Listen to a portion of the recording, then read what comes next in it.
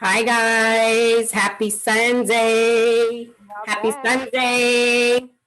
Yes, happy. Hi co-host. Hi girl. We haven't been together in the same room. Okay, wait. Okay, welcome to Opinions. I'm gonna get back to that topic. Welcome to our show. Welcome to Opinions, our live show. I am Ebony Njcole and she is Elisa Matisah. Yes, welcome. Together in the same room. Okay, wait. I'm turning down. Our live show. Okay. Yes, so Opinions, guys. Welcome. Welcome. Thank you guys for tuning in this Sunday. Thank you for allowing us to join you in your living rooms, cars, wherever you at. If you listen to Spotify, you know what I'm saying? We on Spotify. Yes, it is beautiful outside. Like it is.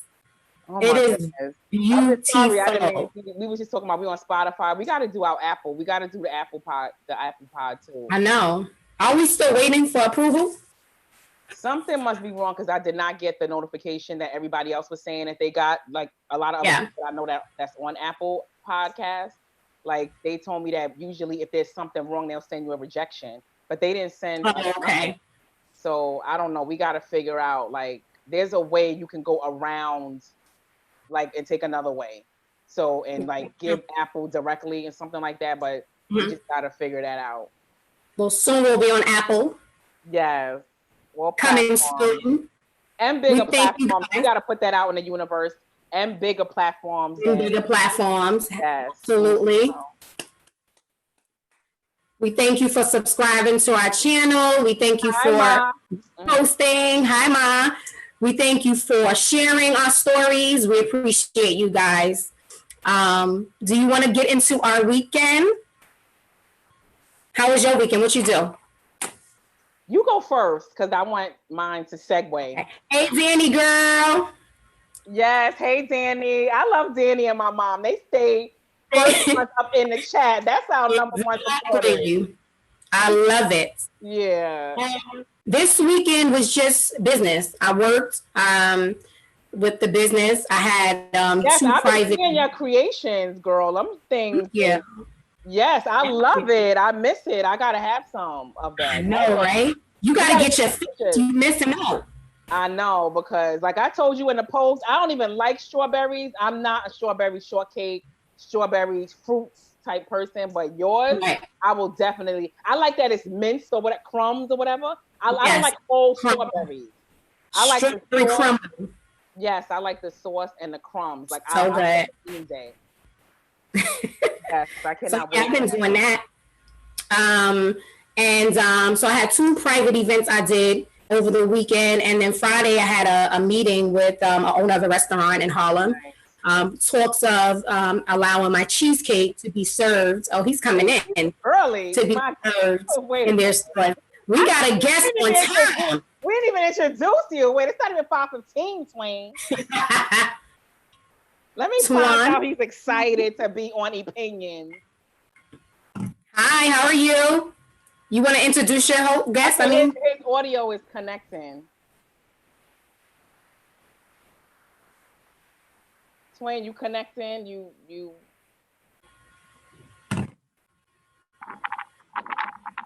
Okay, you connected. Hey. Hey, how you doing? Good. Hi. Okay, you sounding loud and clear. I gotta be outside like that too. How you doing? You nice and early. Yeah, no doubt. I like that zone. So I like that on-time man. Me too. I like that. I like an on-time woman as well. Shit. Listen, it's mutual, right? Yeah. Absolutely. So Twain, that's Ebony, as you can see. Me, Elisa, Twain. How y'all doing? Trina. I met him with Trina. Yes, big shout out to Trina. Yes. Hey, Trina. So what we was getting into, we was talking about our weekend. Ebony was talking about her business because she has banana pudding. She has all kind of stuff going on. Nice. I'm gonna need some of that. I'm buying black. That's all I'm doing right now. I got. All right. So.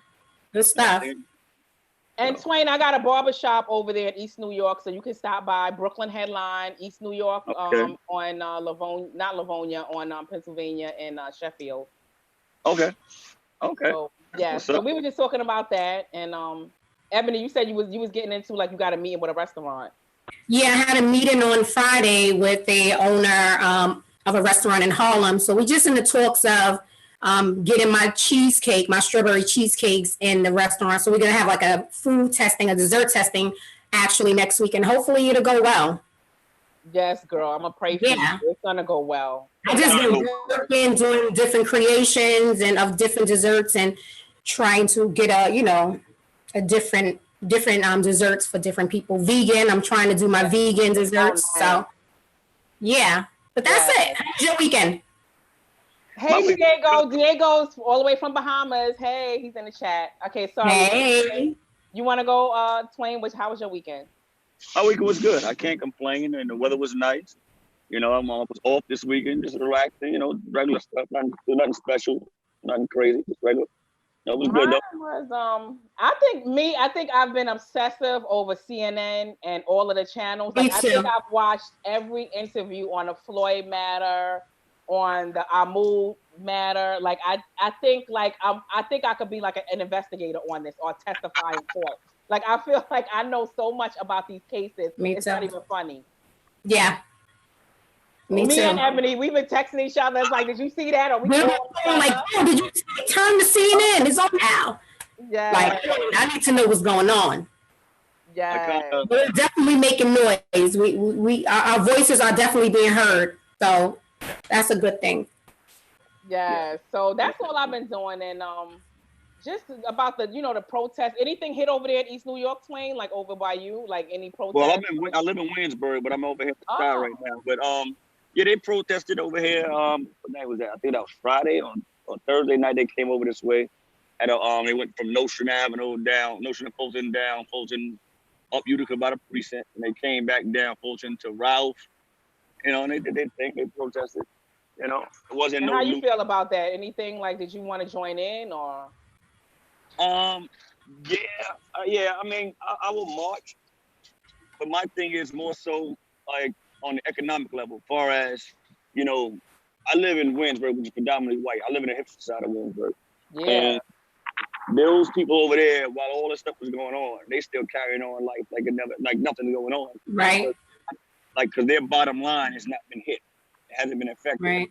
I think that for any bit of change, in our culture, we have to hit them in their pockets. You know what I'm saying? That's definitely a financial change. Yep. If you don't hit these folks in their pockets, you can, and I'm not, just no disrespect to the looters or the protesters, but you can loot or protest all you want, and they don't care. As long as they their bottom line stays in the black, which is irony or irony, and not in the red. Right. You know what I'm saying? They're good. And they have insurance. I mean, not that matters. Listen, I don't want any shop. I would hate to have to do my shop over, but I mean, lives can't be replaced. Shops and stuff, they got insurance. Can be replaced, yeah. They have insurance. They still know that once it's all said and done, they still gonna make their quota because our black economic dollar rules the world. And right. That is something that we don't take serious enough, in my opinion. Mm-hmm. Like, we should take our economic dollar more serious. If you think about how the Jews survived the Holocaust, after post-Holocaust, they made sure that their dollar and their community stayed tight-knit, so that would never happen to them again. So they circulate their money amongst each other, and doing that, they have power. But you don't have police brutality against you. I was saying the same thing last week.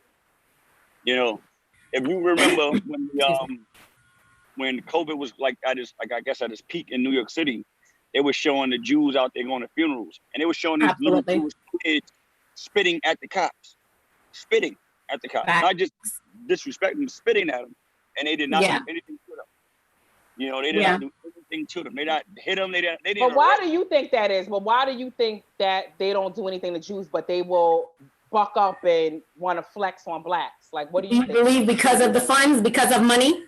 Money. They control the politicians through their money, through their finances. Yeah. We spend our money, like I was telling a young man the other day. I said, in my opinion, black people, we worry about how we perceive more than anything else. So I got to look a certain way. That's more important to me than my bank account being a certain way. You know what I'm saying? So that's why we always overspend. You see athletes, actors, a lot of black people that go from multi-million-dollar money accounts to broke. Like, how the fuck That's did true. that happen? Because you know why? We were so worried about how we viewed by other black people. You know what I'm saying? People go broke trying to look broke for another broke person. You know what I'm saying? It makes no sense. But do you think that has to do with, to me, in my opinion, it has to do with like oppression and like just where we came from. We literally just got our rights to vote in the 60s. Like we've been behind the times before, you know, everyone else, like Jews and stuff like that. We've been oppressed for quite some time. Yes, you're absolutely right. But now we can point to the problem. Like we all can sit there and point out problem. Problem. But now how do we start fixing the solution? Where's the solution? So now we have to, like I said, I mean, you can't probably see what I got on. T-shirt on my black guy. Bought this from a black guy. Shorts I have on is black. I had to say a whole different outfit on yesterday, all black. Only thing I didn't have on that I don't probably wear is sneakers that's owned by black, but I just got introduced to a young man who says he makes his own sneakers yesterday. All right, I'm gonna buy a pair of those. Like, we have to circulate our money within ourselves.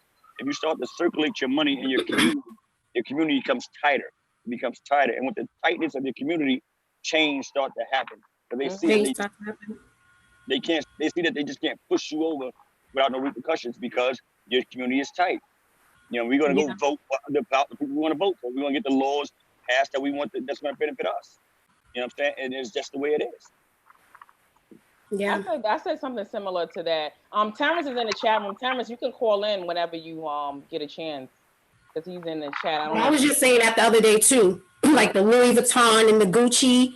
For me, and I was the main one buying or accepting gifts, but for me, like he said, black-owned businesses. I want to start really supporting my black-owned businesses. No more Gucci. I'm not spending I'm not doing that no more. Either. It's something I'm going to work on because I have went out and bought bags from Gucci and Louis Vuitton and all that stuff. But it's so true what he said. You got to start supporting your own. It starts with us. You know what I'm saying? So I'm going to be working on that myself. And I think the same thing goes with, like I said, like I was saying last week, I do think it's like the elite blacks and the blacks that have money. Like it has to trickle down. We all, like you said, we have to circulate that money, not just our money as middle class or whatever, but we got to circulate it from the higher ups so it can come down. Hey, Terrence. Right. Good afternoon. How are you ladies? Hey, bro. Hey, what's going on? Terrence, this is Queen. We was having a conversation just about like how we can better, like what do we need to do to improve like our situation as a black, you know, collectively as blacks. You know, one thing that Twain was saying that I really appreciated, a lot of people don't know this. Of course, I went to school, but I got a degree in finance. I got 22 certifications in finance and accounting and investments and e-commerce. And I got into a debate with a follower, or I guess you could say someone on Instagram, and he was telling me, he was like, well, you know, what about this? What about black on black? So I had to educate him on the term black on black crime was something that Nixon came up with, and Ronald Reagan, you know, regurgitated that, you know, to demonize black people. And he said, well, you know, it's like, you know, affirmative action. So I had to school him on affirmative action. So it's all on my thread. And I said, here's the thing. I said, what you fail to realize is black people, we started a race that had chains, whips, potholes, walls, moats, alligators. I said, you ran a race on an even ground without too many hills to go through. I said, when you look at the economics of it all, I said, let's take your grandfather. He comes back from World War I. He has the GI Bill. He can get a house. He can get a loan. He can get money to go to school, send his kids to school. I said, my grandfather came back home to segregation, Jim Crow, and not being able to capitalize on that GI Bill because you had to have a certain lineage in your family to get loans and everything. That's how the bank got around it. I said, what you have to understand is economically, black people are a $1.2 trillion buying people. $1.2 trillion. I said, if we took the time to spend money in our community, like Twain was saying, the Jewish community, they stuck together after the Holocaust. Yeah. Their dollar circulates no less than 14.7 times in their community before it leaves. 14.7. That's what I said. I think we all got to put our funds together, whether you poor, whether you rich, we all got to circulate that. Yeah. And like Twain was saying, to piggyback off of what he was saying, we are a buying power people.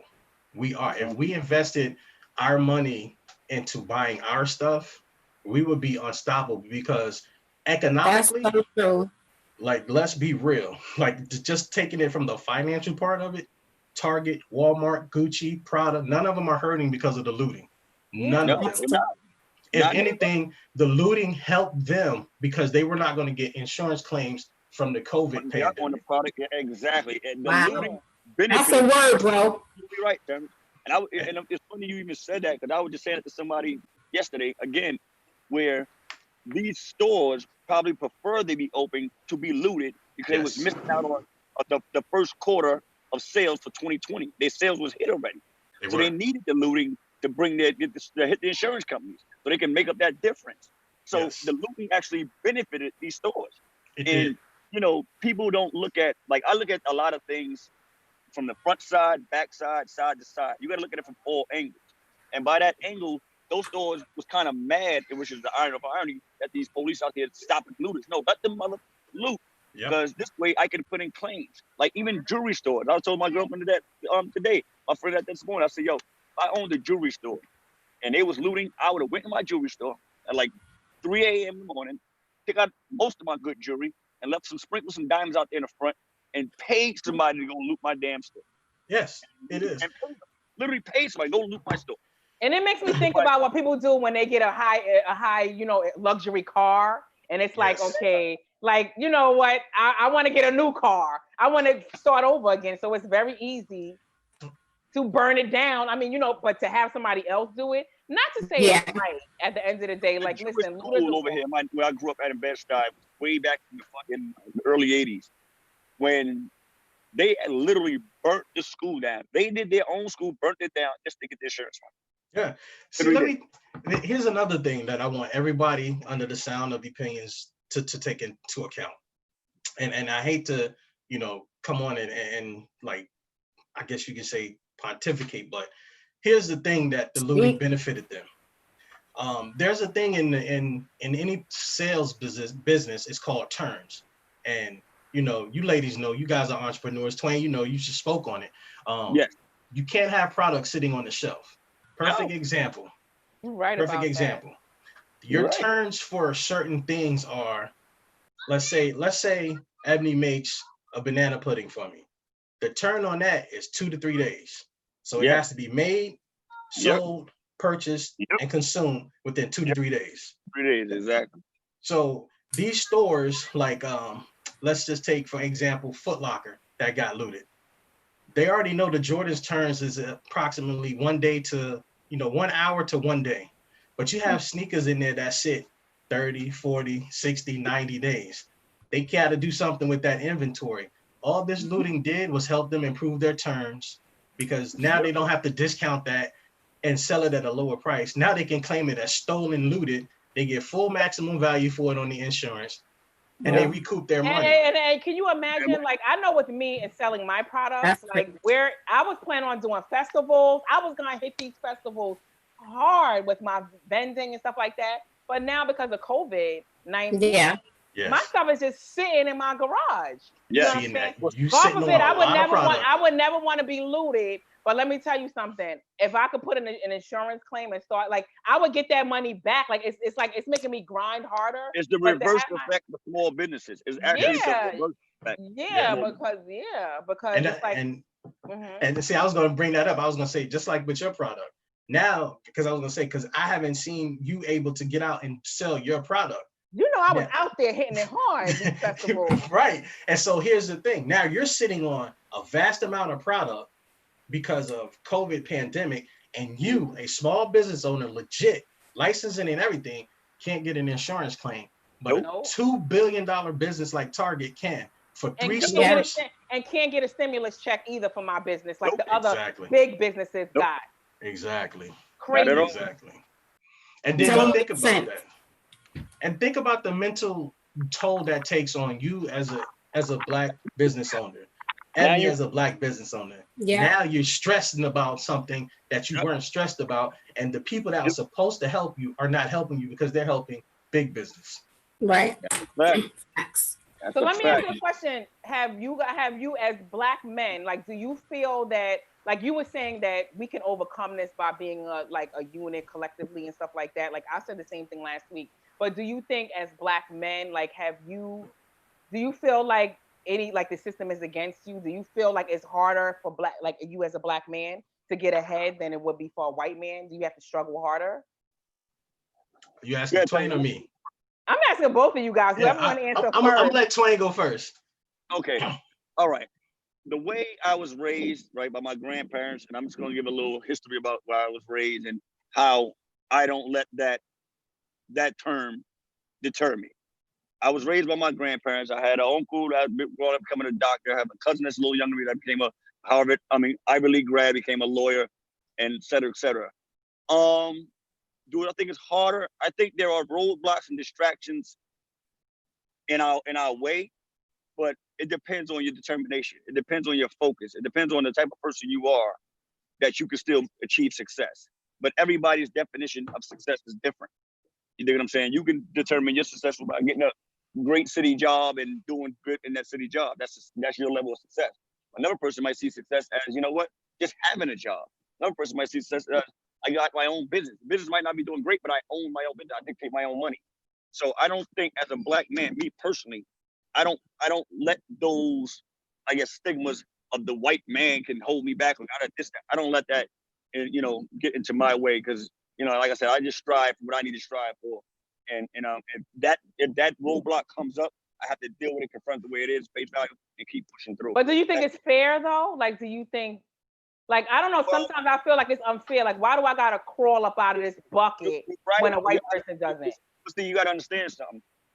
If you're looking for fair in a world that's just generally unfair, you're kind of lying to yourself in a sense. Like, you don't, like, if you expect fairness in a world that's unfair, you lying to yourself. Like, we walk outside as Black people, we already know we've been oppressed, suppressed. Some of us even depressed. I hate to go sound like Michael. You're right about that. I gotta use that. Oppressed, depressed, suppressed. You know what I'm saying? But we walk out here knowing what we're already ready to face. It's now we gotta build up stronger. Yes, is it fair? No.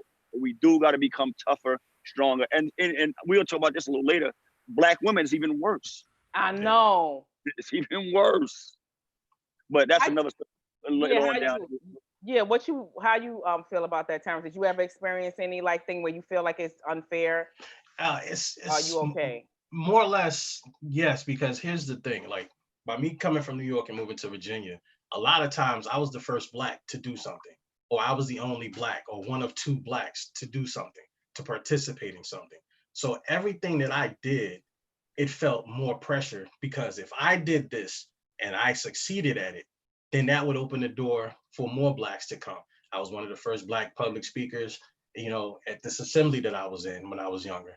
One of the first Black people at my Cub Scouts thing. I was one of the first Black. But was it easy for you, or was it easy for you to get in that position? Here's the thing. My parents prepared me, because my mom used to always tell me, look, you're born with 3 strikes against you.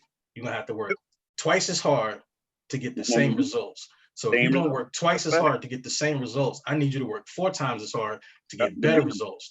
That way they can say, you know what? This guy did something that wasn't done, and we did it, and he did it on his own. And it's kind of like Twain said, if you already know the game that you're playing and you don't go into it with this false sense of inclusivity and hey, everything is going to be fair and balanced, you already know. So you put yourself in that mindset of, oh, I got the grind, I got the hustle, I got to get at it. And it's a shame that it's that way, but that's the way it is. So since that's the way it is, I know the game. So since I know the rules, I know how to play the game. Do you feel like the legacy of slavery affects the position of Black people in America? 100%. And I can tell you why. Me too. From a financial standpoint, you have to think the United States got 387 years of free labor. Yeah. From sugar, gold, okay, let's say commodities, precious metal, and natural resources. Free labor for 380 years. Aetna, Geico, MetLife, New York Mutual, I can't think of the gas company down in Georgia, 2 transportation companies, and King Ice. All of those, all of those were made on the backs of free slave labor, and they capitalized. Jim Beam or Jack Daniels, one of the most famous whiskeys on the planet, was cultivated by a black man. A slave taught him how to make it, and for hundreds of years, you know, everyone was thinking that Jack Daniels made this whiskey free. He got it for free. So it's the legacy of slavery rings deep. It rings deep. Absolutely. And it weighs deep. And it weighs deep on brothers like myself, Twain, because now we at a crossroads. We have to say, okay, do we let that define us and we go with our head in the ground? Or do we say, you know what, I can rise above this and be great regardless of what's going on, regardless of what's set before me? Absolutely. And then we have to look out. Yeah, then we have to look out for our sisters who are our backbones. Let's make no restraint about it. You guys are our backbones. Yeah. And then what about you, Ebony? Because I wanted to ask you, as a woman, and I know with me, I have experiences being like oppressed. Like, have you had any experiences, or have you had anything blatant racist against you, or like, is it like just subtle? I was thinking about that today as I watched the news, and I can't remember really, maybe once or twice. I don't really remember going through something where I say, yo, that was race. You know what I'm saying? I've never really experienced really nothing crazy. Right. I remember when I was younger. I don't mean to cut you off, baby. I'm sorry, baby. Yeah, you good. I was younger, and I was playing football in a football league out in Howard Beach.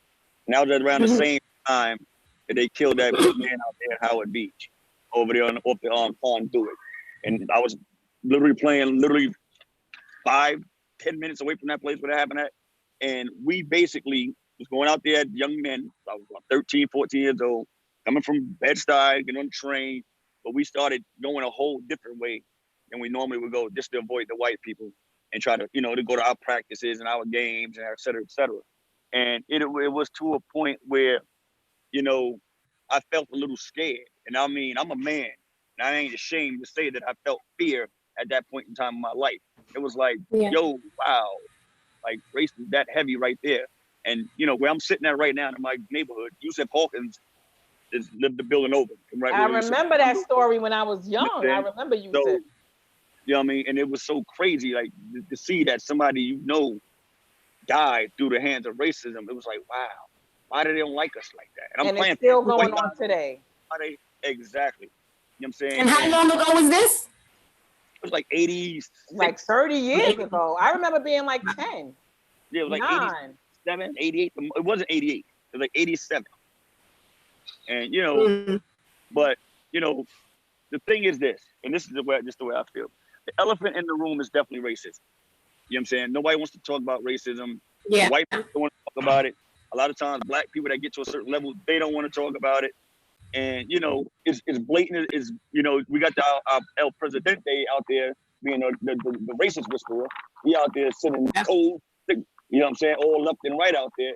And, it's never went away, but now they feel more free to do it without any repercussions. Yes. You know what I'm saying? So have you ever had any experiences with cops, or you haven't had any kind of bad, good, anything, any kind of experiences?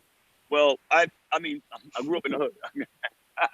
I had experiences with police. Does that mean you had an experience because you grew up in the hood? Oh, no. I'm not saying that like that. I grew up in a place where you're gonna have experiences. No, because I'm thinking like, dang, they do be in the hood heavy. Like, so I can think like that is a problem. I'm not saying that you as a black male, young black male, grew up in a housing project or a block in the city, urban, anywhere across the country, you can experience situations with police. Yes. You know what I'm saying? They're gonna come across you. Now, either you were on the right or the wrong side of the track with that is a different story. But you know, I never got beat up by the police. I've seen people been beat up by the police. They never brutally beat me up. You know what I'm saying? I can't say I experienced brutality. I can't say that. Yes, and I feel like that. Like that, I definitely feel lucky and blessed to not experience that, because the type of person I am, I don't hold that well. Like, you know what I'm saying? It might have went all the way and they might have had to finish me off, but I don't hold certain situations well.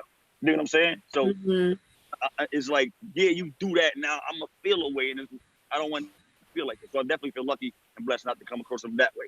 But as, like I said, I have seen it done. They do it because they feel like there's no repercussions behind their actions constantly. As we're seeing right now going on in our country, they feel like there's no repercussions behind their actions. You know, and until we get together and make sure that there are repercussions behind their actions, they're gonna continue to do it. Exactly. You know, like. You had any experience? Oh, I'm sorry.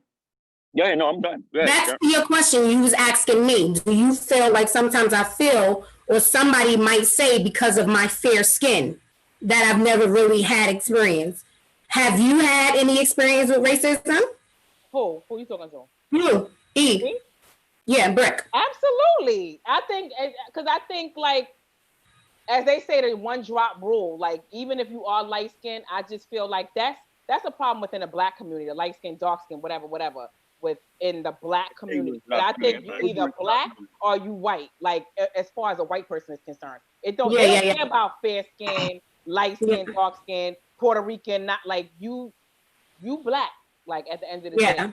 So I just feel like in the Black community is a problem. But I think as far as racism, I definitely think I've had that experiences. I think even buying my house.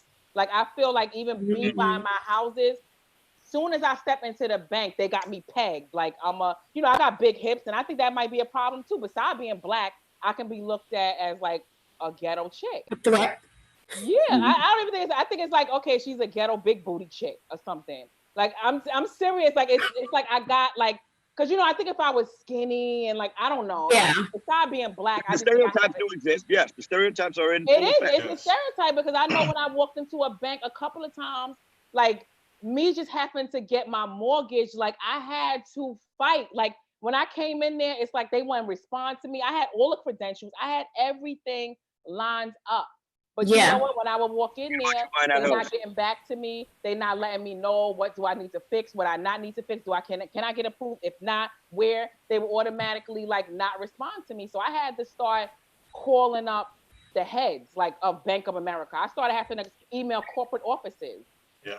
And then once I email corporate offices and they get involved, then it was like, okay, now I'm gonna get, people paying attention to me. But I had to go through, it was harder for me. Like, I know if I was white, it would have, but like you said, Twain, like, I just had to work harder. I didn't give up. Because I could have easily gave up and said, what? That's it right there. I'm not gonna be able to get these houses that I want. Like, I'm just gonna have to stay in this apartment. But you know what? I'm emailing heads of corporations. I'm emailing, like, and I know, like, a lot, like, one time I went into, just recently, before the pandemic, I went into Auburn-Payne. Nobody know what Auburn-Payne is, but anyway, it's like, the bagel place that you gotta. I know what Auburn-Payne is. Good. I just feel like Ebony was saying she don't feel like the racism, but I know I walked in, they was getting ready to close, and soon as I walked in, it was in a Port Authority, I'm getting ready to catch my bus. All I wanted was a cookie, and they was about to close. I was like, listen, can I just get this cookie? And then he told me, yeah, but you gotta pay for it. And I was like, why would you think I didn't have to pay for it though? Yeah, but say that what? Right. Like, what does that mean? Like, why would you even think? And he's like, well, a lot of homeless people come by thinking that they're getting free stuff. And I was like, I look homeless? Like, first of all, why would you say that to me? So now I had to email corporate. I don't play no games. My mother's the same way. I learned that from when I was young with my mother. She will email, have me sitting in Macy's. I want to speak to the manager. I speak to corporate. So I wouldn't even put my money there. I didn't know. Well, I can't say I didn't. I did. They wouldn't have got my dollar. I bought the cookie, and let me tell you something. He didn't even pack the cookie up. Auburn-Payne has the thing. He did not. He took the thing. He didn't even want to pack the cookie up. No. I know, but you know what? I can say it was an after work spot. I was drinking. I wanted to catch my bus. I was hungry. But when I thought about it, I got on that bus. I started emailing corporate offices of Auburn-Payne. They sent me, like, I still got coupons to get free sandwiches and stuff because of that incident. And they looked at the cameras. I said, look at those cameras. I want you to see how he gave me my cookie. Yes. And I know. Yes. I know it because I was good. black. You gotta bring realness. Yeah, my mom taught me a long time ago. She said it's easy to fight people with these. Yeah. She said the greatest thing you have to unlock is this. Yeah. She said once you unlock this, nobody can defeat you. Yeah. And like I agree with you. Like when I have an incident, I can get mad, and there are times where I do have to vocalize it then and there. But a lot of times, I just write a letter to court. Yeah, I'm writing. I'm going up on top heads. Like I'm not speaking to you. And it pays off because that's when, like Twain was saying, that's when you get attention. Like you have to work harder. And that's awareness to the problem. Yeah, and it's so question, guys, do you feel that the protesters out there have set the tone for change? Do you feel like the rioting and the fires and even the rioting, protesters as well, but do you think that we've set a tone for change right now? Do you think that we're being heard? Yes, and this is why. As a person who has not only experienced police brutality by the NYPD, but I've experienced police brutality by Virginia Beach PD on multiple occasions. The tone has been set, and this is why I can say the tone has been set and people are paying attention now. Because for the last 3 months, the world has been at a standstill. So all you got to see was Black people being unjustifiably killed by cops. The same thing we've been talking about, the same thing my parents were talking about, the same thing their parents were talking about. So now what happened is white people had to look at the mirror of themselves, of being quiet, being complicit, and being just totally oblivious because it didn't happen to them. So now what has happened is you see people protesting and rioting. Well, you can't say, oh, you should protest a different way, because we've tried that. We've tried marching, we've tried standing, we tried kneeling, we tried getting your attention with letters. That didn't work. A riot is the voice of the unheard. Dr. King, 1961. Wow. That's what happened. A riot is the voice of the unheard. Now, since nothing else is going on in the world, you don't have baseball, basketball, tennis, soccer, nothing to distract you. Now you have to face the fact that Black people have been saying this for the past 150 years since slavery ended and Jim Crow was enacted. So now you have no choice but to either face it, deal with it, or bear the consequences of it. Because like I posted, it was funny to post, but I posted a meme. You want a generation raised off of "Nuck if you buck" to protest peacefully. It's not going to happen. It's not. It's not going to happen. And then you got an older generation of people who are tired.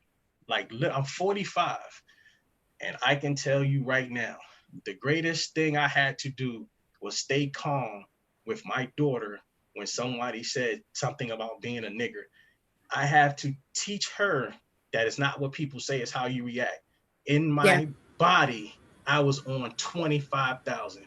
But I had to display. Can you take us back to that? Can you tell us that story a little bit? And tell me what you do to.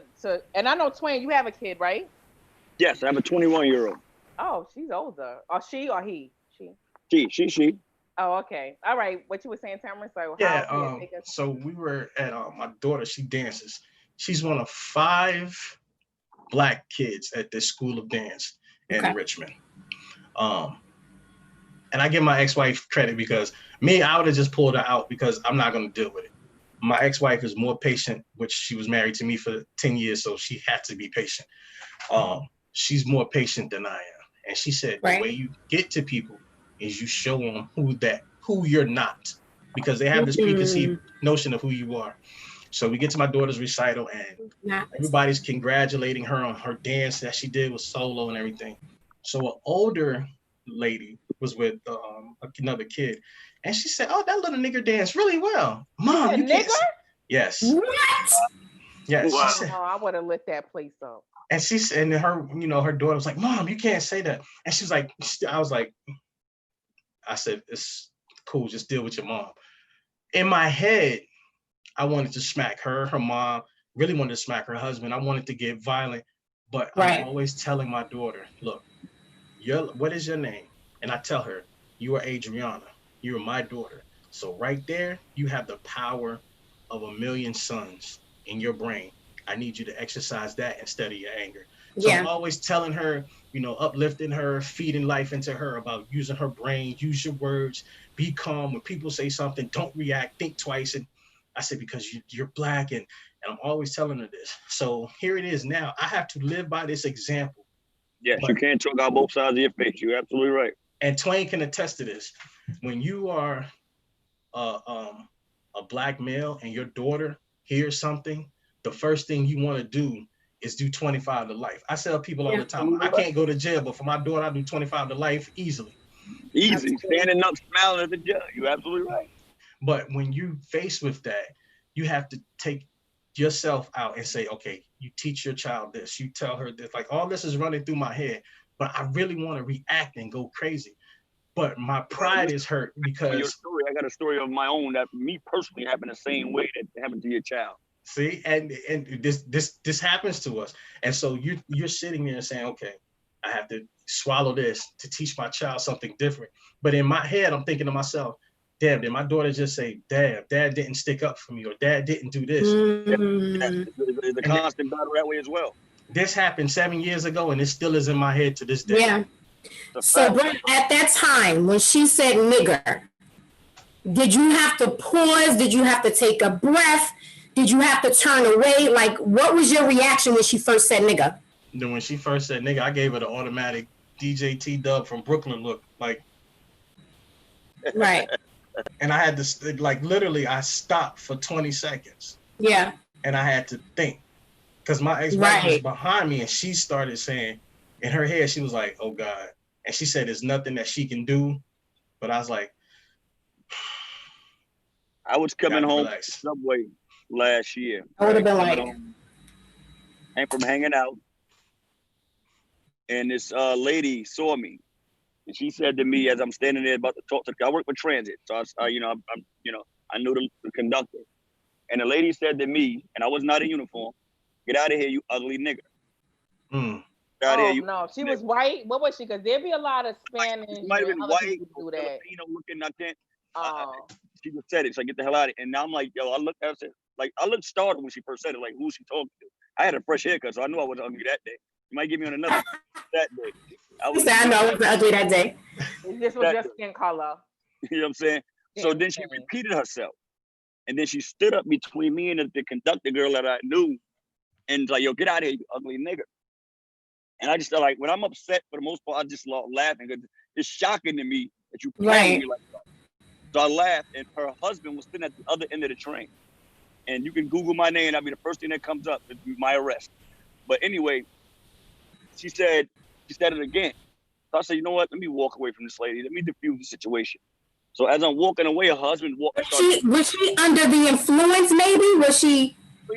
Maybe not. But I wasn't even trying to figure that out. I said, let me walk away. They still come out, but yeah. True. As I walked away from her, her husband runs up on me, like comes in front of me.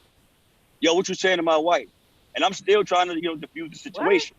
What? Yo, sir, go ahead. Nobody here to disrespect you or your wife. I'm like, yo, go ahead. He pushes me with his two hands. Oh no. And that chuckle I just gave right there, that same chuckle, I started laughing. Laughing?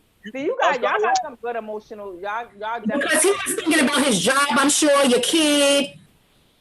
You don't think about that, no, but that takes a lot to incorporate that. The next step. Because when he did that and he knuckled up, now I'm engaged. And we started tussling on this motherfucking train. I'm doing what I do, whatever.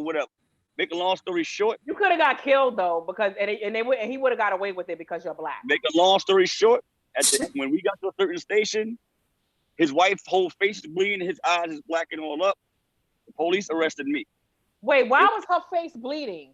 Because she got caught with a punch and she was over there by the fight. You wrong. She got caught with a punch. Hey, y'all know the rules. Don't come over when two people fighting. You dead wrong. Rules. Anybody could get it. Yeah, anybody get it, son. No, you can't say she got caught with a punch. Y'all see my name. You can Google it. The newspaper wrote, off-duty conductor, which I was a train operator, punches homeless lady in the face. Wait, you kept your job? So you still have your job? Everything? Like, how did that? I have my job, everything. The case was but did you have to go through a hearing and stuff? I had to sit down in labor relations for 30 days and worry. Well, I wasn't really worried because I knew it wasn't going in front of the judge. I knew I was going to keep my job. but it was a labor relation for 30 days, et cetera, et cetera. But it's like, to go back what he said, it was like a decision that you try to diffuse the situation. And I was trying to diffuse the situation, but it was, once you get physical with me, I'm not gonna sit there and let you. Yeah, is this so much you could take? Yeah. Wait a minute, wait. I'm just confused about how, like, were you able to overcome that as a black man, somebody that wasn't black, and you were able to keep your job? That was God. That's actually a good, like, story. That's actually a positive. Yeah, but here's the thing, though. Here's the thing, and Twain can attest to this. That weighs on our mental, because now, like he said, like every time I'm at her recital, I'm always leery of what's going to happen next. I'm leery of somebody saying something. Like I can assure you that Twain is thinking that, like right now, and I know everything on my car is legit. Everything on my other car is legit. I know that, but when a cop gets behind me, the trauma of having my ass whipped by Virginia Beach police, that stays with me. The trauma of having my car impounded because it looks like a drug dealer car. You take my car for a week, strip it down, and then I got to pay to get it put back together. Like that trauma stays with you. Like I guarantee you there is not, and it's just us two, but I can guarantee you, and you ladies probably have been through this. It's something that triggers an emotional defense mechanism when it's a cop or a white person around. I ain't even gonna lie. I gotta express it, but I definitely be ready to spat any little. Don't give me no dirty look if I come in the store. Don't follow me around. Don't even look at me. If I go to the back, I'm gonna give you another story, which happened 2 days ago, Friday. Like I said, I live in Williamsburg with all the hipsters, but most of my neighbors are probably white folks, right? Now, some of these people Airbnb or they, sublease or whatever their apartments out, or whatever the case may be. So I'm coming in my door, in my building, and the lady, she's in front of me, white lady, she's in front of me, and she couldn't get in the building for whatever reason. So I'm like, okay, I use my card to get in the building. I have a key card, goes in the building. She comes in the building behind me, looks me up and down like, how the hell are you living here? You don't belong here. Oh, I'm not sure paying my money, but this black man is living there. She gave me the look from hell. I just thought, like I said, my first reaction when I'm pissed off is to laugh. It's like, you can't be serious. It's like, this lady's bugging out. She looked me up and down. I wanted to get up the elevator, and she really looked at it. She started grabbing her phone. Don't know what she did, but I'm assuming she's calling the person like, you got black people living in this building? Like, why? Hold up. And it's there. It's there. As a black people, we feel it no matter what's going on. No matter whether you're on the subway, walking to the store, anywhere you walk amongst police, even just common day white folks, we feel it.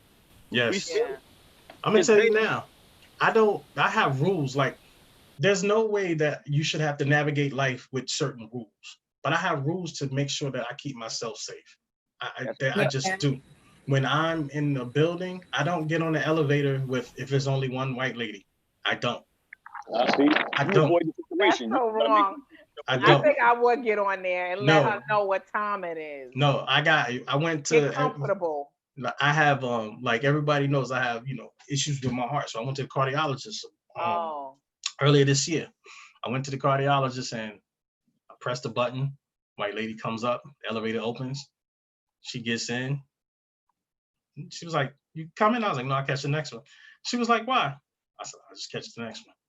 So she had a dumb look on her face. I guarantee you now with what's going on, that came back. She understands why. Because I think you should, though. Like, why? I just don't think. Elise, I in school, I got accused of rape and lost everything. Scholarships, people dealing with me, everything. So when you go through that, it puts a sour taste. It puts a sour taste in your mouth. Then to find out that they lied, it's like, oh, so this is what happened. And that's when I learned the story of Emmett Till. And then that's when I started doing all of my black research. That's when I started asking my grandparents questions about this and that. And then you get the real history of everything. You're like, oh, God, we was taught a bunch of bullshit. That's a fact. Yeah. Can I change the subject a little bit? Just a little bit. Yeah, it's fine. Okay. I want to talk about, because I promised somebody when I come on you guys' show, I was going to talk about this. The whole black men, putting down black women and how they're not, we're not respecting them enough, and we're not we quick to give a different race everything that our sisters want. Yes, So let's fast. talk about this. Yeah, this is a subject matter. I think as a black man, I need to bring this to the light because I don't do it. I don't respect it. You know, you can like who you like, feel for you feel for, but don't, in my opinion, change your thought process because of a woman's color. So wait, so you saying that black men so people are saying black men treat white women better than they do their black women. Let's say this for a second. Let's say, Elisa, you meet a black guy, you know, let him know, listen, I want to settle down, I want to have a relationship, I want to maybe some kids in the future, or this, you know, all the things that you put on the table. He might look at you as a black woman and say, you know what, I'm not ready for that right now. You're speeding and blah, blah, blah. Now, let's say Becky or fucking a different race come along and the same with the same things you want. He's jumping the gun for that. Oh, you want that? I want that too. I've been looking for somebody like you. I want that as well. And to me, you know, as a unit, if we're trying to move as a black unit, we need our black women. Us men need to be better for these black women. We got to stop. We got to stop being lazy. A friend of mine, the same friend, she said something that was pretty heavy, and I have to repeat it verbatim. Wait, but we got to get back to, did you ever deal with a white woman? But go on, because I don't want to forget that. I want to know about the white women. Okay, we're gonna get to that. And she said this. She said this was her words. And you can anybody out there that listens to my ears, you can take it how you want to take it. Any man. She said black men are like white women. The modern day black men, for the most part, are like white women. They want to be coddled. They look up for their mother. They come up with a lot of excuses. They want to be taken care of instead of leading, you know, and being more assertive about whatever they're trying to do. I agree. So it's like, you know, we as black men have to check our own self. Yes. And to be better for our black women. We as black men have to, you know what, hold other black men accountable for being better for black women. And, you know, no disrespect to no women to my ears, you as a black woman have to make these men feel accountable as well. Like, yo, that's what I was gonna ask you. I was gonna ask you as black women, what are our duties? Like, what can we be doing? What can we do to change the narrative? You know, why you black men are you know, tending to the white woman so much? Because black women have to stop, like, you know, I'm gonna give you the J-Lo and Puffy story real quick, right? When Puffy was out, we all know the story, Puffy and J-Lo. And he was going through, he was with Kim Porter, when he was popular. As soon as J-Lo came on the scene, he chased her down. He got with J-Lo. As soon as the shots rang out in that club, J-Lo broke the fuck out, never looked back for a black man the rest of her fucking life. And Puffy was Kim Porter took him back with open arms. Stop accepting the nonsense, is what I'm saying for black women. Stop going for that. That dude out there doing all this dirt, or he coming at you with all these whatever willy-nilly excuses. Bro, pull your freaking pants up, man the fuck up, and get to it. That's it. Yes. Like, it's too many, and I'm not no knock on the black people, but we giving way too many excuses. Way too many. Yo, my child was fucked up too. So so I ate fucking syrup on bread. I ate sugar on bread. I ate oodles and noodles. I had to struggle. What the fuck? I don't want to hear that. Yep. Like, now I'm not saying it like that in a disrespectful way, but everybody's story. We all got pretty much the same plight. We all got pretty much the same plight. So listen, I have somebody in our chat room, and she says, "Who cares?" I was just about to say that. I was just about to say, "Who cares what race anyone dates? Like, why is it the color thing?" She says, "Who cares who you marry?" You're right. It's not about the color thing. My point I'm trying to make is, don't define your action off of color. You can love who you love. If you was looking to settle down, like I made the example, if you're looking to settle down with a woman, have kids in the family, don't tell that to a black woman that you're not with it, and then turn around and tell it to a white woman that you are with it. You can't talk two sides of your face. That's what I'm saying. I'm not saying. But have you ever dealt with a white woman? Yes. That was less. I'm gonna tell you straight up and down. But see, the way I dealt, she was married, first of all. What? So he was married. So like this. I know. What if I was Christian? I'd be like, okay, I need to hang up on him. 1 second. There was a whole married people. You know what? Hold on. No judgment. I'm not judging. I'm just saying. Fair, love, and war. But there's a whole different level, because you know what? If she's listening to his right, she might be even listening to this right now. Me and her never went out. We never even went to no hotels or nothing like that. It was straight, and I'm about to get graphic, hard dick and bubble gum for this person. You was never feel like you got one up on anybody that I ever dealt with like that. Because you know why? Because that's just the way I was. And I'm being brutally honest with you. I'm being real with you. When I was dealing with it, I felt like I was trying to get my. It was an energy that I don't like to portray that because that's not me. But it was that energy was there. Like, you know, I'm gonna gut you the fuck out. You. But you never even took her out, so you didn't have no intentions on being with her. No. She's married. How was he taking her out? Listen, you know how married. Listen, people they be like, I'm gonna stay with you. I'm gonna get rid of my husband. I'm wondering if he had dreams of her of being together with her. Were you in a relationship too? Who? Huh? Were you in a relationship too? No, at the time, no. I was single. Okay. Not a coin, not one coin, not even $1 for a fucking snapper. So that was the only white experience you had. Like you never had a real like, because that was more so like just smashing. Y'all wasn't going out. You didn't get the experience to know how she would react. We didn't even do too much bedroom sex. Most of the shit was in the back of her minivan. Oh God. He was fucking a soccer mom. She's a thot. No, she's a thot. Exactly. Oh wow. I need to carry. So what about you, Terrence? You ever had any white experience? All right, first let me go back to what he was saying about black men and making sure that we take care of black women. I'm a big proponent of that, and I have to be honest. During this whole pandemic, there was a young lady that I was close to, and I honestly can say that I failed her. Oh, why? Like I failed her because I let my issues supersede the help that I know that she needed mentally. So me, I honestly can say, hey, tears in my eyes, that I failed because I did not do what I always talk about doing. I pontificate all the time about being a good man, about doing this and making sure I breathe life into her. And I breathed life into her, but I didn't do it on a consistent basis and when she needed it. When I know she had a bad day, I was more concerned about, well, damn, why aren't you talking to me? When I know she had a day that wasn't one of her best, I'm like, well, damn, I just wanted to hear your voice. I was more concerned with me and I was selfish and I literally failed her. And I failed on everything that I teach my nephews, my male cousins, everything to do with a woman. And I literally probably lost the greatest thing that I've had in years. Because I think the man to admit that first. That's a real man right there because he admitted that. Absolutely. That's a real man move right there. I respect that to the fullest. Well, thank you. And to this day, I still, you know, we still converse and everything, and I still check on her. But the way I check on her now is the way I should have been doing from March until now. Instead of worrying about myself, I should have been more concerned with her. So you teaching some young brother out there. You giving a lesson.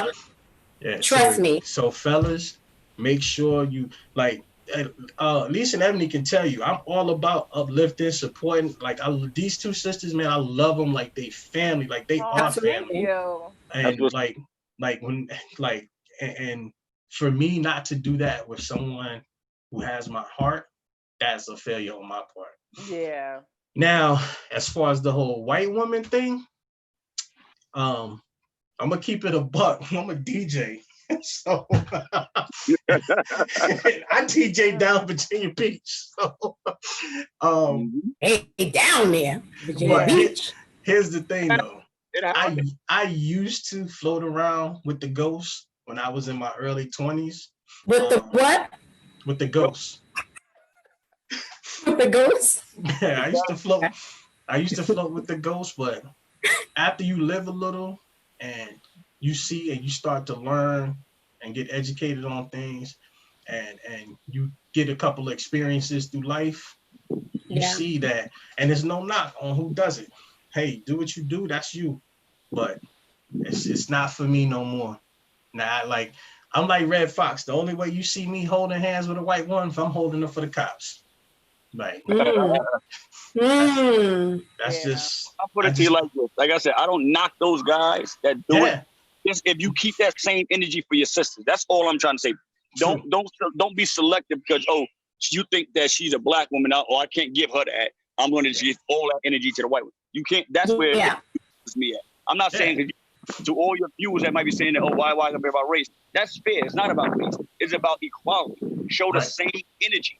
And that person who's saying that they probably a protest that want equality for black people, and now you making up, that's talking to me, that's talking out two sides of the face. Equality is equality. Let's keep it all the way across the board. Mm-hmm. You know what I'm saying? And, you know, as a black community, we have a lot of flaws. We have a lot.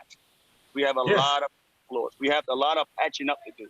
And, you know, it basically starts within our family, within our household. We have to, you know, correct and bring back that whole family structure, that how we was raised. Like, you know, it's weird because people look at it like this. I'm 46 years old. I'm not going to ask you ladies your age. We don't do that. Darren said he's young, just said he's 45. I'm so we grew up in the same era. We grew up in the same era. We was just looking at the Cosby Show, right? You know, in different world, and we watched movies that Spike Lee was putting out. We had different types of music that we was programmed to be more positive. Along the way, with gangster rap and other types of music came along, and reality TV, we started losing that fabric, and all that fabric stuff willy-nilly. And the youth don't know nothing about those shows. They don't know nothing about that. Some of these kids only think Bill Cosby was for spiking drinks. They don't even know nothing about Jello pudding pops. Right. And they don't know about Fat Albert and all that type of thing. So, you know, a lot of that fabric got lost. So now they think that you're supposed to be like Kim Bella, all them loving hip hop dots out there. You got to be balling to get a dot and all this. That they think that's the way you're supposed to be. And what social media brought to light, you seeing that the people that look a certain way, or the guys that go into the strip club and spend a certain amount of money, those are the ones that are winning. Those are not the only people that win. Those people are winning at a high risk. We got a lot of us people that's being productive and making power moves at a, you know, without that risk, without that fucking police risk or all that other nonsense. And we, you know, but people don't look at it like that. Like, oh, you know what? You're not a scammer. You're not a drug dealer, so you're not winning. Or you don't have a big booty, or you don't have a fair skin and long hair. We look down in your back. You're not winning. No. A lot of these feel like they don't know how to be in, you know, real strong relationships. Okay, your mic is terrible now. Okay, I'm sorry. Let me. Now I hear you. Right there. So, question. I have a question. Do you guys think in the chat room? Do you guys think that Black women are too masculine? We want to be the leaders. We want to take control. No, I can answer that too. No, I'm gonna answer that. Let me go after y'all go. No, I do not. You know why? Because I look at my two role models, and I don't have a lot of role models, but the two that gave birth to me. My father has had one job in his life, or worked for one person in his life.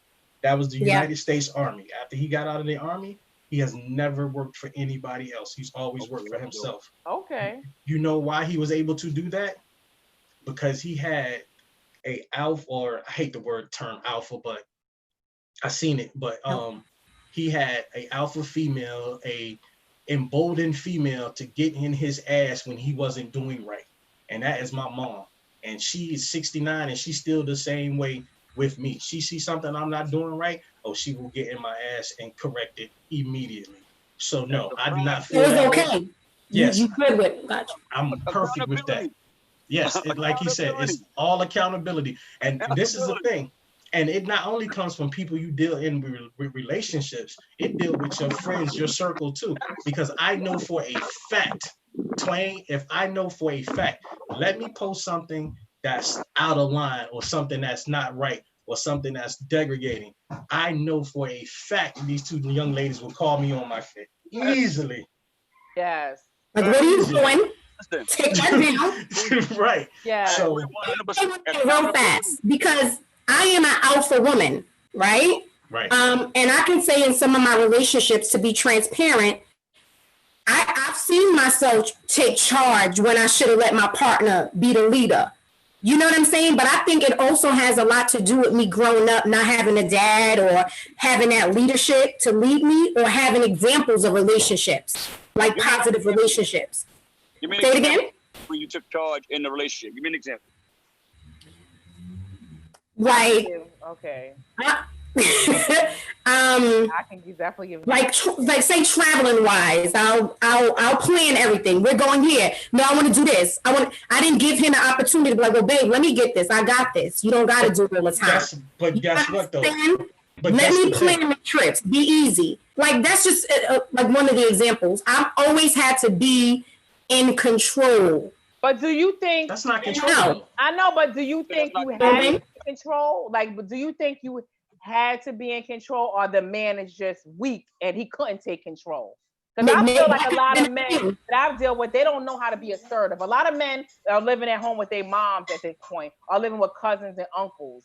Like a lot of them, us women are doing it where a man has to live with us. A lot of women aren't going in living with men in their apartments, their houses. Men are coming to live in with us.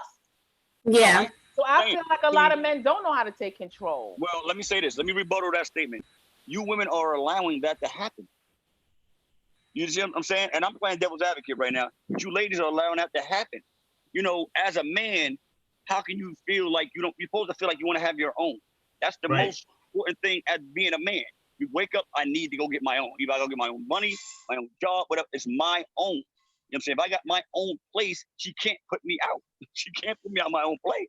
Right. So now, if we come together, agree with that too. Huh? I agree. So if we come together as a union, you know, with all this, and I'm just using my own personal life right now. If we come together as a union, I could Airbnb my spot, and if, you know, make the profit off that, and you know, use that profit towards whatever our goals are as a couple. You know what I mean? We're setting goals as a couple, and people nowadays, what's going on is a lot of women, a lot of men, black. Oh, well, I'm talking about black people. They're afraid to have these type of conversations. They're afraid to have conversations about building. I'm 46. I can't hang out and have sex. We're not dating for that. We're not doing that. If I want to do that, I can watch Pornhub and feed my damn self. I'm not dating you just for that. You know what I'm saying? I'm dating you for, we're going to build something together as far as either a brand, a company, house, whatever we're doing, and eventually get to marriage and all those other memories that we supposed to have when we 69, like his mom's is 75. And we want to have that life. But people nowadays, they're afraid to have the conversation. So you allow that man to come, you know, lay up on your couch. Yo, babe, you can stay tonight. Don't worry about it. By that time, it's already on Monday. Now you wake up, it's Friday. Abe done got 3 pairs of drawers there. You talking the truth, Sean. You talking the truth. You right about that. You talking the goddamn truth. I ain't even gonna lie. Because we doing like, come stay over. And then all of a sudden, your half of your closet is his shit in it. Yeah. That's so true, though. You start comfortable with a warm body next to you. Yes. Like, I've been saying the same thing. All the time. There's a body there. You get used to a body. There's a body there. Yeah. And to piggyback on what Twain said, it goes back to what we were talking about in the beginning of this. Right now, the age that I am, like my whole thing is I got a plan, and I love putting it out there. By the time I'm 50, I'm gonna have 51 Little Caesars up and down the East Coast. It's gonna happen. It's gonna happen. And my thing is, I don't want somebody to come to the table to eat. I need somebody to come to the table bringing some raw groceries and say, yo, babe, how we gonna cook this? Exactly. Come on now. Cook this? How we gonna do this? Yeah, that's so true. Because but me and you always talk about that. I think because we're a little older and a little wiser, me and E, we got a little better. Like, you ain't coming over to spend a night. No, you ain't. No, we're gonna do the cooking thing. We're gonna build together. Yes. But we used to, I can talk for myself, we used to allow things like that. Oh, come over. Oh, no, not no more. But I think it makes it harder, though. Like, it's almost like with the racism, how we say, like, it makes it harder for us. Like, we got to push through it to get ahead. And it's the same thing with us as women. It's almost like, I don't feel like there's a lot of black men who are doing it. And I don't know if it has to do with, I think it has to do with oppression. And we are behind the 8 ball a lot of the time. So I just feel like it is harder to meet a man who's on the same level as a lot of women. No, like, you're right. I'm not denying that. You're right. But remember the movie Chirac? Remember the movie in Chirac? I don't know if y'all saw Chirac. It was a part in Chirac where they was like debating holding back sex for the men and men holding back sex for the women. They had like a standoff. It was, you're gonna step your game up. We don't need the balance out here. If anybody need balance, there's no sex for y'all. And see, you have to set a bar. Yep. And go, yo, listen, brothers, I'm not, and I'm talking about not just one individual woman. All women have to set this bar. Like, you know what? You motherfuckers, you get it together. Now, if you want me to help you get it together, I'm gonna help you get it together.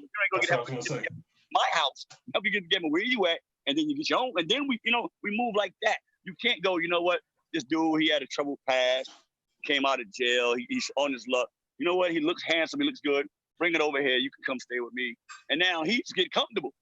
As a man, you know, and I hate to say it like this, but most men, if you allow us to get comfortable, we ain't gonna do much of shit. So have you ever allowed a woman, so has any woman ever moved in with you where you met a woman and she's moved in with you? Yes, and what was her situation though when she moved in with you? Did she live with her parents? No, she moved away from us. She was living in Florida. I'm just getting out the situation. So I'm speaking my own truth. She moved up from Florida. We met on social media. We were reconnecting on social media. We went to high school together in Brooklyn. She was living in Florida. She came up. She loved where I lived at. She loved the neighborhood. She was thinking me I was her man. She moved in with me, but we never even had the discussion about living together. But you know what? I got comfortable, like you ladies said. I got a body there. She's there. I got used to it. Blah blah blah. And when we broke up, I literally let her stay with me 7 months after the breakup. You know what I'm saying? It was like, yo, you got to get on your feet. You got to get your own spot. And I still let her stay there. And she moved out. You know what I'm saying, now, but it was like, that to me, my battery died, oh shit. But that to me is like, what was my story? But I will never let that happen again. Okay, your mic again is going off. My battery's about to die. I'm at like 2%. Okay, well, it was great. I know you should have had it charged up. We gotta do this again, Swan. Yes. Listen, I had it charged up. What happened was I got into another debate right before your debate with somebody else. So I had to really basically gear up for y'all guys. So that's what it was. But it was good, Swain. I love talking with you and engaging with you, and it was absolutely. I appreciate that. Yo, next peace, time, King. anytime, I'm available. Peace, King. Stay strong, Thank brother. you. Definitely. Stay blessed. We'll be speaking I'm coming for whatever you got going on. I'm going to support it. Just let me, send me the details. I'm supporting. I definitely will. And all parties involved. All right, take it easy. To piggyback on what he was saying, the best advocates, or I can say the best avenue or the best example of setting a bar for men is you two ladies. Like, let's keep it real. Like, you two ladies, you're business owners, you're entrepreneurs, you're strong women, strong Black women. You have goals. Like, you can't come with no goals. Like, you have to come with goals. So when you set the table of meeting somebody, they already know when they're coming to meet or to deal with you, there's a certain level that they have to be. I'm not saying they gotta have 6 figures and drive this, that, and the third, but they gotta have plans. They have to have plans and work toward those plans. And that's the thing. A lot of guys, a lot of females let a guy come with no plans. Like, even though with my situation, my goal is to make sure that the young lady I was dealing with, that her business is successful, period. Right. Period. It has to be successful. Like, it just has to be, because that's how I see it. If we make you successful, in turn, we're going to be successful on the back end, because I can't see no man getting with a woman and he's helping her to achieve her dreams and she not reciprocating that. Definitely. I mean, it happens, but I don't see it happening widespread. And if you have these conversations before feelings get involved in the courting stage, and he says, hey, actually, I can only use my example. By the time I'm 50, I want to have 51 Little Caesars. You hear that and you say, okay, well, what are you doing to secure this? I'm doing this, doing this, and the third. And you say, okay, well, then you look at it. A woman like you ladies will say, all right, you know what? Why don't you change this around, take this avenue and use this perspective? So now in his head, he's saying, you know what? I got a winner. I have a winner. So now his whole goal is to make sure he keeps that winner and secures whatever she needs, because he knows that she's going to secure what he needs. So that's the thing. I just think in the beginning, in the beginning, when you guys meet, you have to have that conversation. Yes. You know what I'm saying? And set the tone. Like, you know what you want, you know what you're not going to accept. And I just think in the beginning, he or she should know what you want in that relationship. Yes, and if it's for you guys to build together, then let it be. But no more, you staying over, we do. No, like, what you bringing to the table? Like you said, what do you bring? And what do we bring? Because we know we bringing something to the table. So you got to bring something to the table so that we can build together. Because that's what it's about for me. You know what I'm saying? Building. Yes. Yeah. And I think a man should, I don't know, be a man. I don't know, be a man.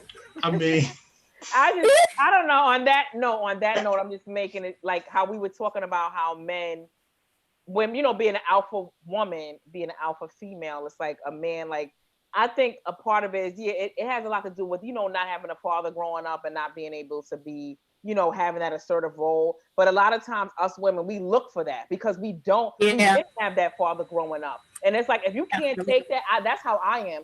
If you can't take that and fit into that role and run with it, then I'm like, I don't like it. Like I have a problem with it. Like, and it's not even like I want to be an alpha male, a female. I want to be submissive. Like I want to chill. But then it's like it's like they not taking on that role the way they should. Where it's like I have to go into the alpha female, and I shouldn't have to. Absolutely. I want that alpha male.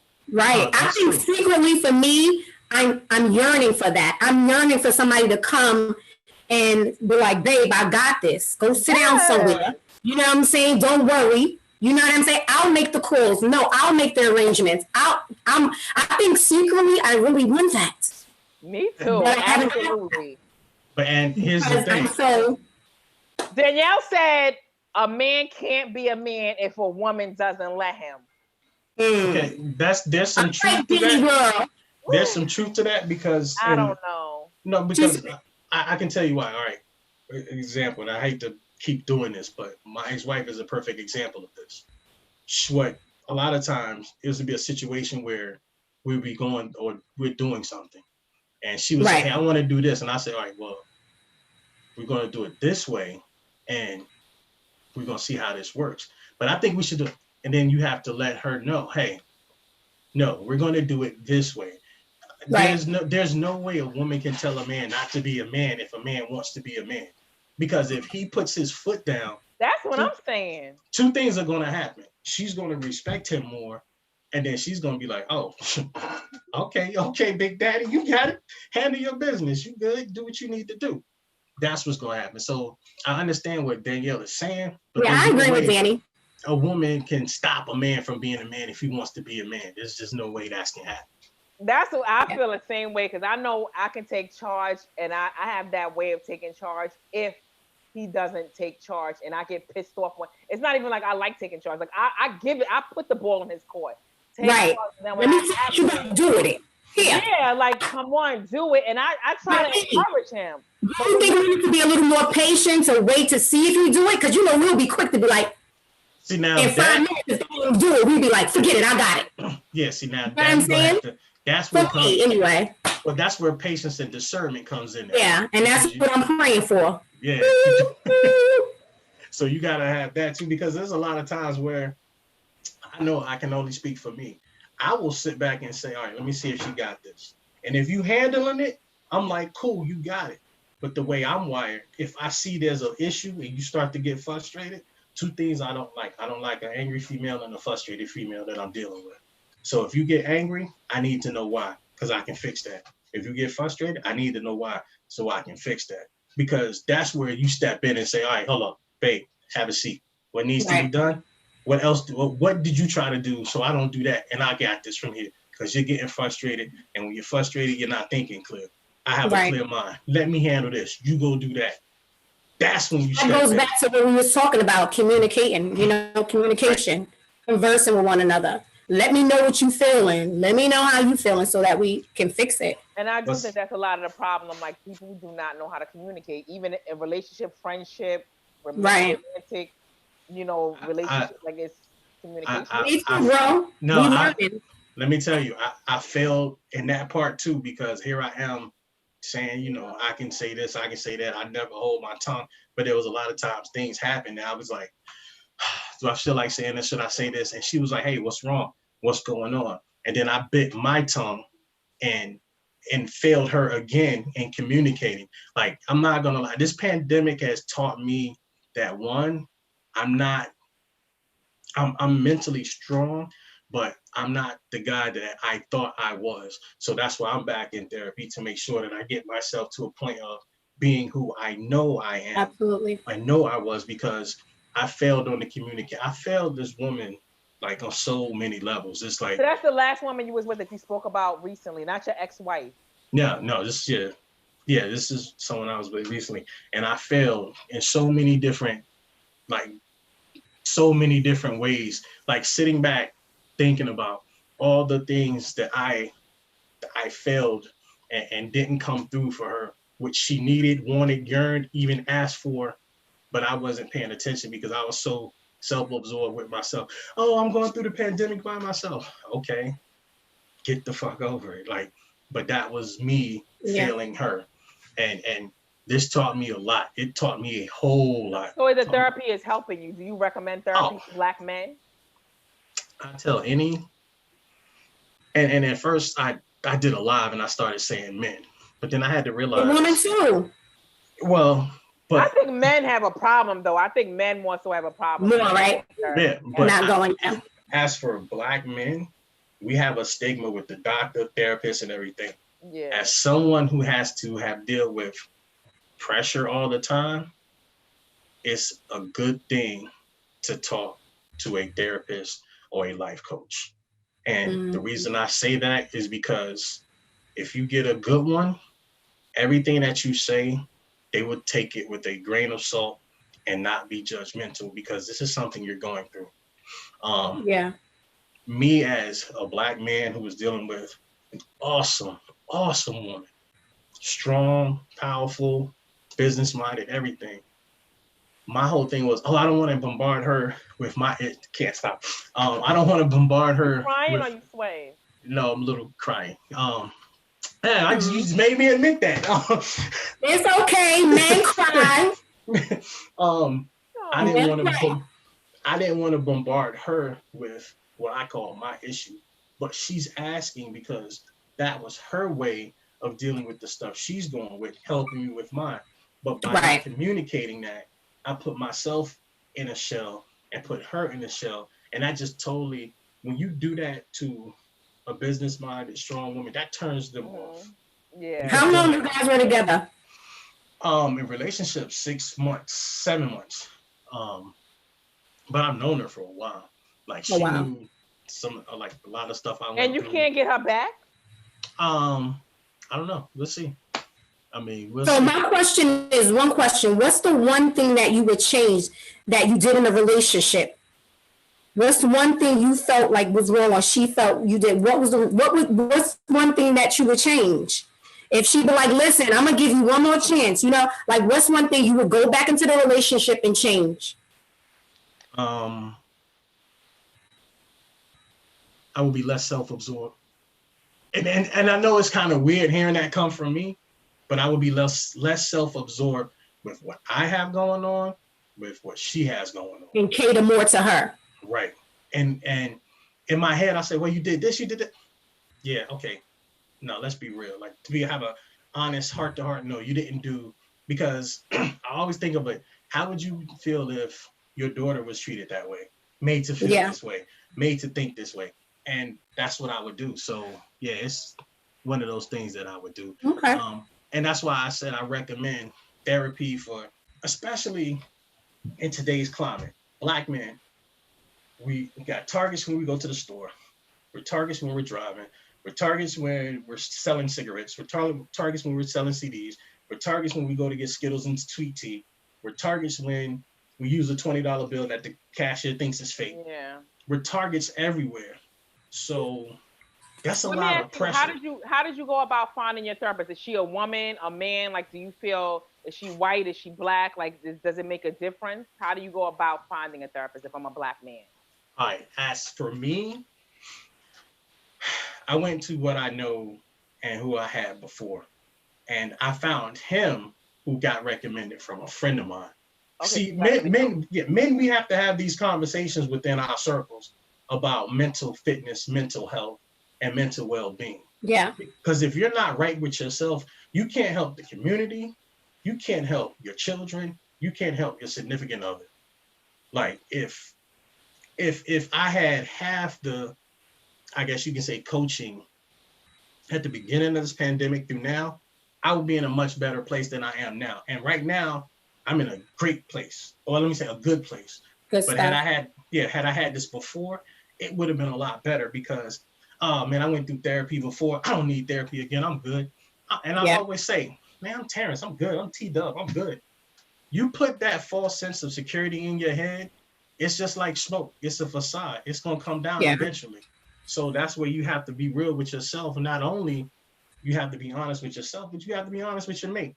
Like, hey, you know what? I think I might need this. I'm gonna go back and do this. It's not anything embarrassing. That's why I don't mind telling everybody, yes, I go to therapy. Yes. Mom says a good therapist is money well spent. A good therapist is what money well spent. Diago, every day we learn and we grow, nothing before it's time. Yes. Facts. Tracy, some let their ego wreck things. Yes. So these are some of the chat, live chat. I definitely appreciate that, because I think all of us women, and not just Black women, Black men, I think a lot of people can benefit from coping mechanisms in life. Absolutely. No matter what you're facing, a lot of us have different obstacles like to face, like as far as racism, depression, and all kind of stuff. Yeah, I think one of the worst things for me being a DJ is I used to mask my pain, my insecurities, my inhibitions through DJing. Oh, if I'm going through something, what would I do? Do a mixtape, do an album. I start working, over consuming, and not dealing with the problem. During this whole pandemic, like I said, pandemic shined a light on racism. Now, internally with us, pandemic should have put a light on, hey, you know what? I have this I need to work on, so let me work on this. I have that I need to work on, let me work on this. Because here's my thing. Love this woman to death. Would love to get her back. But if I don't, I do know that I'm going to be better in the long run and a better father for it. So now I can teach my daughter, hey, these are the pitfalls and things you need to look out for. Yeah. This is what you need to be leery of. And that's just one of the things that happens, man. So, we all need therapy or a coach or something, especially after dealing. You figure Black people as a whole, we've dealt with racism, or discrimination, degradation, all types of any type of shuns you can put on it. Now we have to deal with this pandemic, and we're being, it's hitting us in our communities the hardest. So you put all this into a human body, it's only so much that body can take before it starts to break down mentally, and it starts to affect you physically. So it's one of those things where this pandemic has brought light to a lot of situations, but it's also showed us, hey, you know what? We as a whole, how strong we are. That's what I think. Yeah, it showed us how strong we are. These people are like amazing. So now that we know that we're strong, let's get the tools to be stronger. Let's do the things to build ourselves up to be even better. So that's my whole take on it. And I definitely enjoyed this. Thank you, Terrence, for joining us. We appreciate you. Let's do our final thoughts. Okay, who's gonna go first? Final thought. I'll go. My final thought is, I have a quote: "Judging a person does not define who they are; it defines who you are." And I'm encouraging everybody that has a platform to say those people who passed away, who died, say their name, bring awareness, talk about it. If you're not out marching and protesting, you have other ways to bring awareness. And I'm going to continue on my platform to bring awareness and say their names, that their deaths won't be in vain. And so I appreciate everybody that's been out there protesting peacefully, and because it takes too much from me, and I ain't the right, it takes too much to, to be mean or hurt. Peaceful protesting, I think, will get the word out as well. So peace and love. E, what's your final thought? My final thought is just don't give up, keep striving. Let's be a team, collective unit, come together, do what you have to do to uplift yourself. Once you uplift yourself, let's all be collective with it, whether it's going to therapy, whether it's doing what I do, taking my little, lighting my candles, just having some peaceful time for myself. It always uplifts me. So it's just I just think we have to uplift ourselves, and once we uplift ourselves, We have to uplift each other, but we have to keep this momentum going. We at a pivotal, important moment in time. This is gonna go down in history right now. It is. And we can't let go of this moment. We have to hold this and keep striving and take this torch and run with it. Like I just feel like don't let anything distract you. Like we have to keep going on with this protesting, whatever we need to do. We gotta take this moment and run with it. Don't give up, guys. Don't give up. Don't give up. Stay strong. Power to the people. I gotta say power to the people. I feel like Angela Davis right now. I know. DJ, what's your final word? My final word is not only support Black, buy Black, but be Black. Like I got on that right there. The ruler, ruler garment hat. Bring it closer. My brother company. Ruler garment right there. Let me bring my Black on. Hold on. Yeah, wait. Are we about to showcase our goods? Is that what we're doing? Yes. Is that what we doing? Yes. Exactly. Wait, I know you keep one on stash. I keep one right here. I was ready. I'm on ready. Wait. I know. Hey, that's perfect because that's what it. There you go. Oh, I was just getting ready. Boom. Yeah. There it is. That's my umbrella. Yes, baby. There it is. There it is. All right. Brooklyn Finest. And then my shirt, Mixing for the Culture. That's Turntable Bully Fitness apparel. Yes. So umbrellas, guys, I got it. If you need it. Anything you want, I do custom makes too. Support your own. Support your own. Because we are, and I have to reiterate this, we are $1 trillion buying power. Our dollar circulates in our neighborhood 2 times and it leaves. If we circulated our dollar 5 times in our neighborhood, we will be good. If it circulated 10 times, we would be great. If it circulated 14 times, we would be unstoppable. So true. My final word is be Black, buy Black, support Black, because we are Black. So let's support each other, support our own. Like Elisa said, let's keep the momentum going. Let's keep doing what we got to do. Yes. Thank you, T. Hey, thank you, Lee. How you? I'm so effing Tune in next Sunday at 5 p.m. You don't want to miss next week's episode. We love you guys. Keep subscribing. Tell a friend to tell a friend. Everybody in our chat room, like the video. If you love the content, write a comment. We're not charging you for this.